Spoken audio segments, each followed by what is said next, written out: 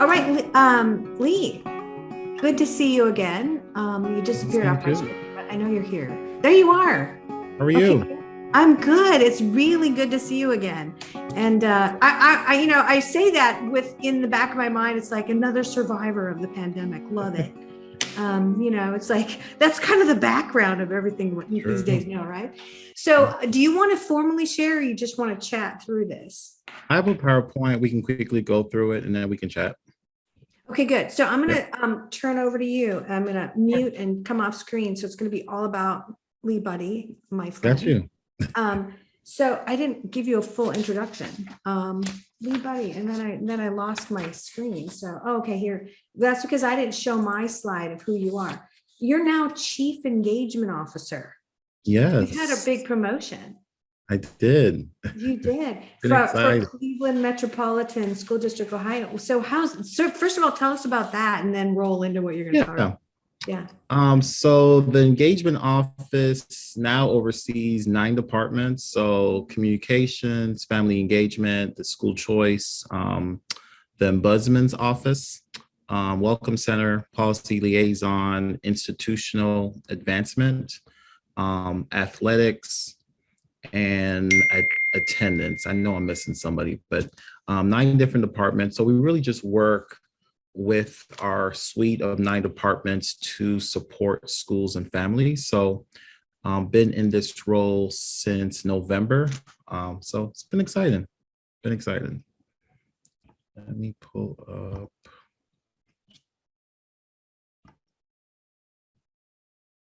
Okay, can everyone see my screen? Okay, I can see your screen. You can? Oh, cool. Okay. Yeah.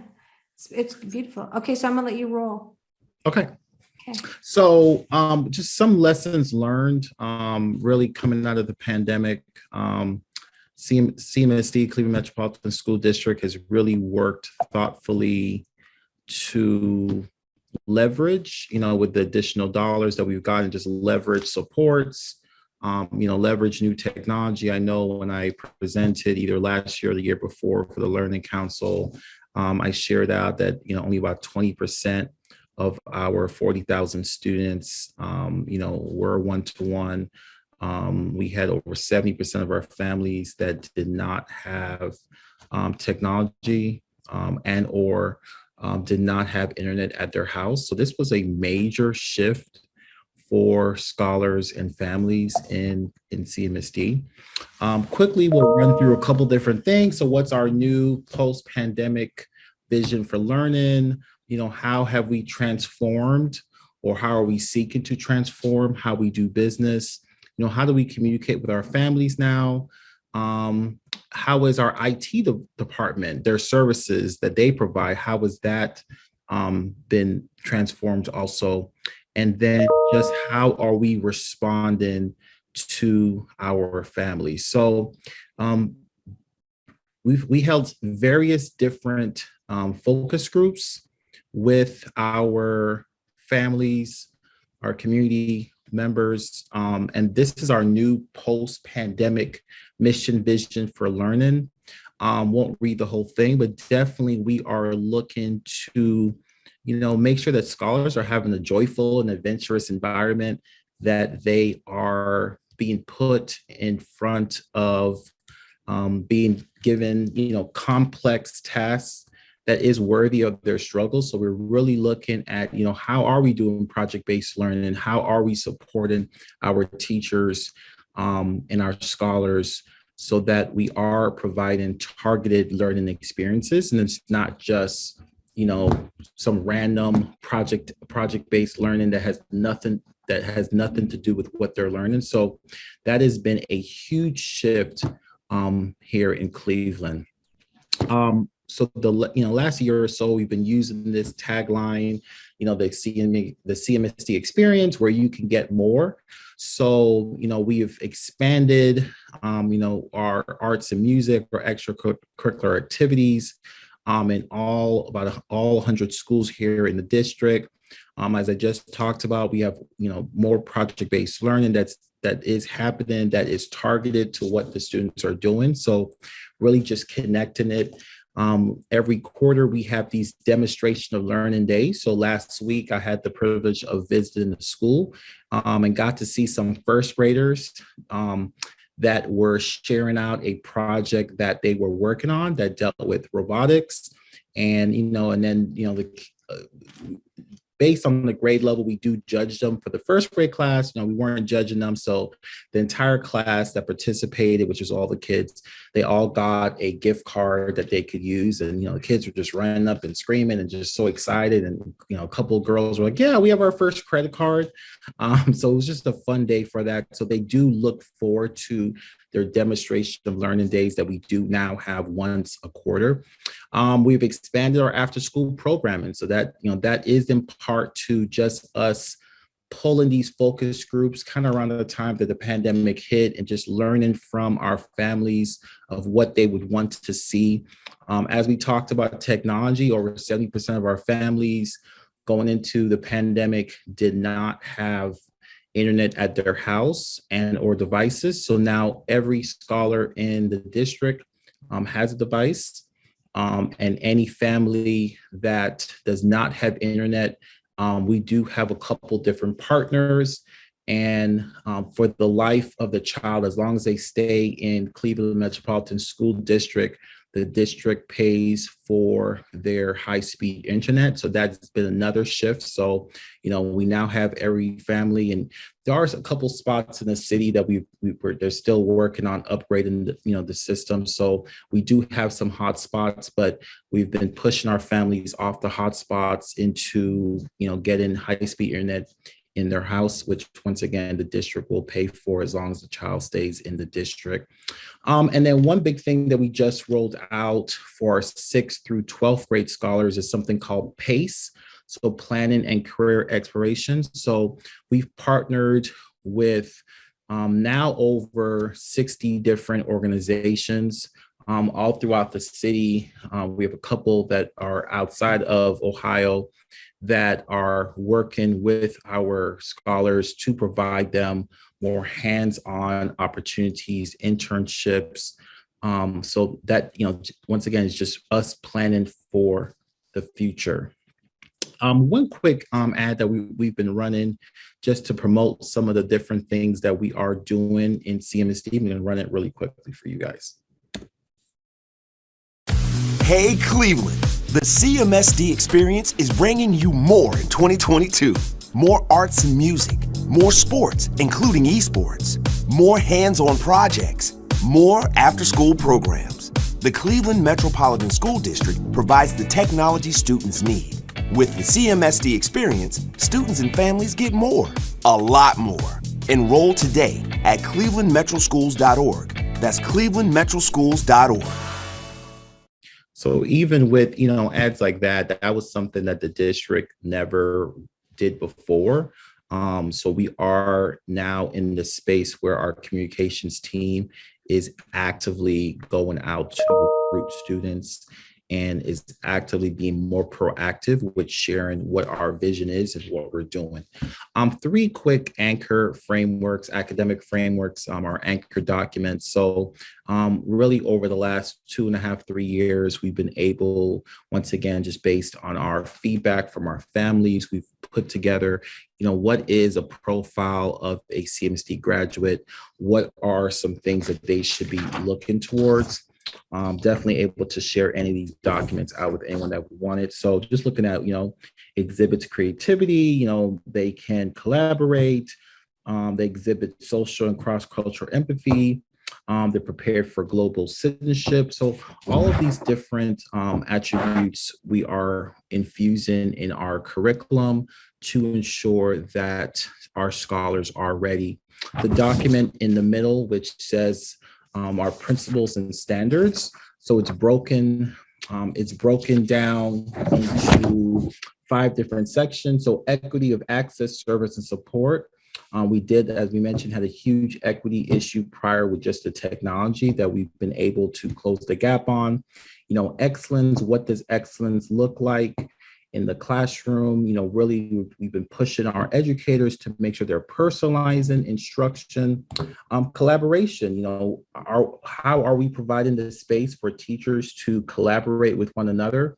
I know one of my colleagues, Kimberly, that came on before, she shared out some things that her district is doing using Schoology. Did take out some slides on that. So we have also used Schoology as our learning management platform, and it's really enabled all of our educators to be able to just provide that framework for students and families that we just did not have before prior to the pandemic. Looking at how we empower and provide choice. And then, as we talked about before, just making sure that we have a joyous and adventurous learning environment for our scholars. The last document that, like I said, was just put together recently is what does learning and teaching look like here in CMSD, which does incorporate some of the things in the other two anchor documents, but definitely that it's proactive, it's supportive. The activities are authentic and connect with what scholars are learning, and that we are providing real world experiences for our scholars. We've talked a little bit about what excellence now looks like or should look like in our classroom. One thing that we continue to talk about is just active engagement from our parents, so that they are empowered to help their scholars, be successful in the classroom. We've done more parent universities because, as we talked about previously, scholars and families did not have internet and or devices in their homes. So us just being able to teach our families, how do you use your device? How do you log on to Schoology? How do you log on to see what assignments are due? And then if any of our families need support, assistance with helping their child complete those assignments, we have some additional support pieces like a family support specialist that we now have in our buildings. This picture right here, this is a recent visit to one of our schools. They have a kennel right around the corner from their building. So once a month, they go down to the kennel, and these are third grade scholars that they read to the puppies, the dogs there. And I could just can't even explain to you how excited the dogs are to see the scholars when they come read to them. But this was a recent visit to one of our elementary schools here in the district that I was like, I just definitely have to share this out. So just a really cool activity that the students have to sign up for. It's a club. It's a reading club. And I said once a month they go down to this local kennel to read. So one thing that we have looked at is how does our IT department do business? How have they seeked to transform?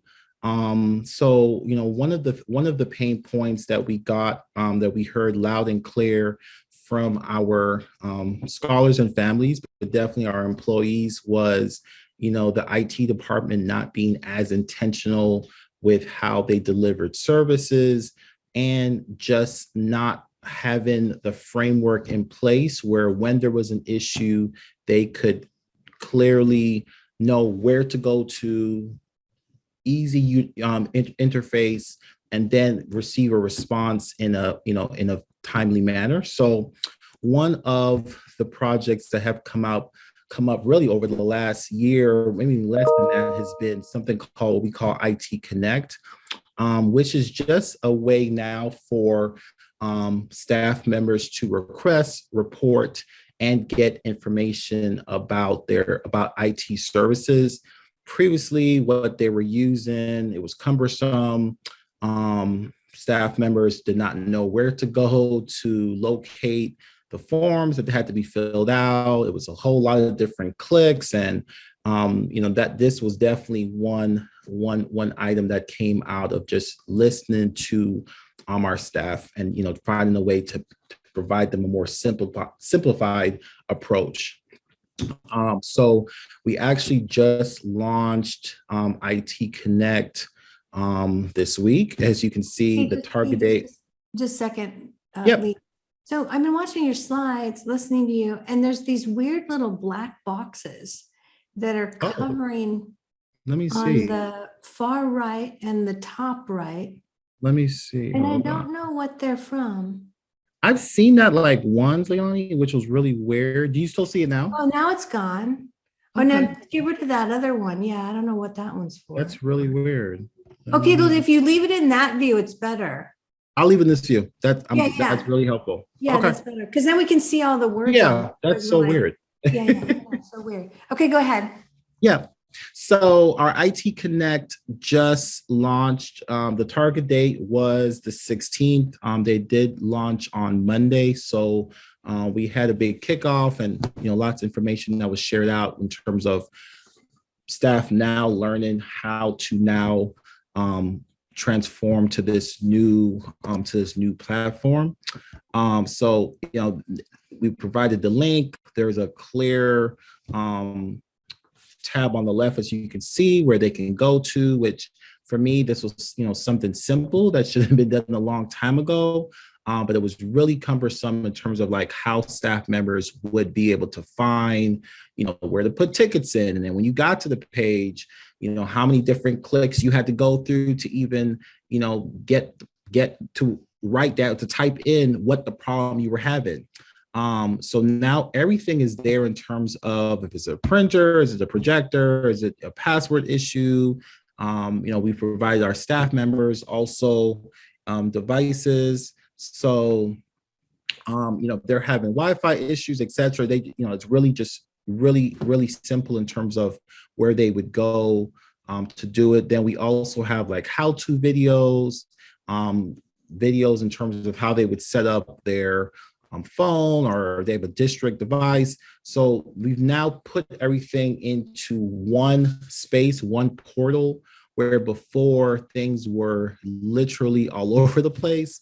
And just wasn't as easy for folks to navigate. So we did the technology department did pilot it with some principals, with some teachers prior to this launch this week, and did make some tweaks to it.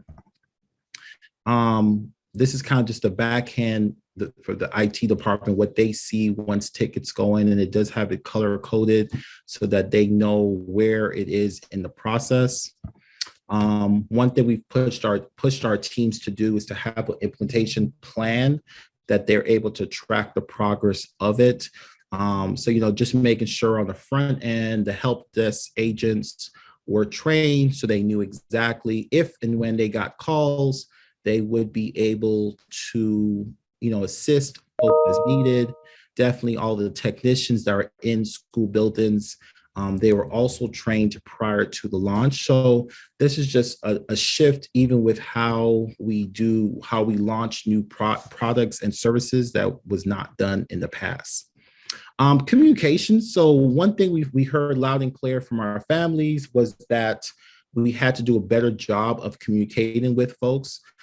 So, not going to go deep into Schoology because I know that was just presented, but we do also use Schoology. We've gotten a lot of positive feedback on Schoology, and we've done a whole lot of work in terms of providing support and workshops for our staff and our families so that they know how to navigate, how to log on Schoology.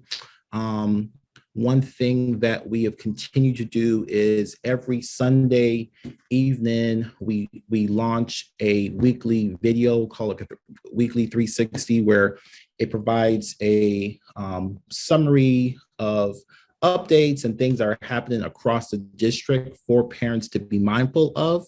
So for instance, one of the things that was in this week's video was, parents, this is the last week of the third quarter. We also have spring break next week, just to keep parents in the loop. We have been able to hire a parent ambassador. So every school is able to hire a parent ambassador that works to keep families connected. This is a paid position. So they work anywhere from 12 to 25 hours per week. We also have been able to hire student ambassadors, which serve as like brand ambassadors for the districts. They do help us with marketing, with attracting, recruiting new students, but it's also a program where we infuse the art. So, we're looking to take them on some field trips next month. So there's some like fun, if you want to call it, activities that these high school ambassadors also get to participate in. And schools also have family support specialists. So really between the parent ambassador and the family support specialist, this is a new layer of support that now families and staff have in terms of, helping parents know, as I mentioned before, now they have a device, how do you log into your device? How do you log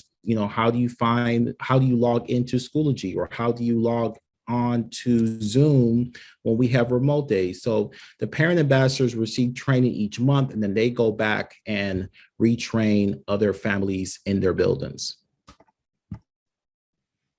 So how are we responded, which is really the last topic. So, one of the things that we heard loud and clear was just us not being as nimble as possible. So one thing that we are going to do this summer, especially now with us having, about 40,000 students, every student having a device, every teacher also getting a device, that's another 8,000 employees. We are working with engagement and IT are working together on a tech fest. And this is a fest where we're bringing together different community partners, but all of our divisions together so that parents can, one, sign up for any additional services that they need. They can also, bring their device in that we've given them just for any tune-ups or checkups that it might need. We've dealt with some broken devices, with so many devices being distributed. So that's another thing too. If your device is broken, that would be the time to come bring it in. We have a lot of different vendors, partners. So vendors will be there to provide just free services. We will also have some student performances, which will attract more families to come. We'll have workshops there. We do already have some of these partners that have been working closely with Cleveland that will be on site for workshops and or just to provide that personalized small group support to answer any questions that they have. We have several, this is not all, but we have several community partners that are also on deck already that will once again just provide workshops and resources to help. We do have a partnership with the County Board of Health, so they will have PPE if it's needed, and we'll provide free vaccinations for families. So we're definitely, this is the first time we've done a tech fest, but we are looking to launch it this summer for our families. As I close, this is one of my, in this picture, he was in second grade, he's now in third grade, and Giorgio is one. GJ is definitely one that I always keep in the forefront as we look to transform how we do business, transform learning and teaching here in Cleveland. Bright scholar, mischievous. He loves, he loves this shirt because it's usually Dr. Buddy, it wasn't me. So, definitely laugh about this often, but he is one that I definitely keep in the forefront as we seek to transform education. And, I definitely say, when it's time for GJ to graduate high school, what steps would we have made to transform education here in Cleveland? As we talked about at the top of the call, we are working thoughtfully with all of our partners, with our educators to provide more to help our scholars be able to thrive in this new post-pandemic vision, post-pandemic world. So thank you so much. That was my, just a couple different thoughts and presentation on things that we're doing right now here in Cleveland. And at this point, I will toss it back to you for any questions. Well, that was awesome. I just have like a million things to say, but I'm going to make sure anybody that's on the line can ask questions, right? So Dr. Buddy, like, not a small amount of work that's being done over there. It's like huge. I'm very proud. If nobody tells you you're fabulous, I will. I appreciate it. You're fabulous. So this is really great work. And I guess one of the things I want to say I've never heard before is hiring parent ambassadors. Yeah. So how did that come about? Is that new? That is very new. This we last summer was the first summer Cleveland for they use summer school, use a summer learning experience. Any kid in Cleveland was able to attend 8 weeks of summer learning. And with that, and now, just because kids weren't in school, so just trying to provide them more time. Because in the past, we only did maybe third grade because they needed to pass the test, and 1 or 2 grade levels for high school. So last summer was the first time Cleveland allowed any scholar in the city to attend. So with that, the need was, well, we may need some parents in the building to provide some additional support. So using the ESSER funds, they did a pilot group with some parents last summer. And then just based on how well it went, this school year, every school is able to hire a parent ambassador. They make $15 an hour. And I said they can work from 15 or so to 25 hours a week. And, we're still working on kinks because this, like I said, this is the first year we've launched it. But I know, like, for instance, tonight they have one of their training sessions, and they will get some updates from some chiefs here in the district.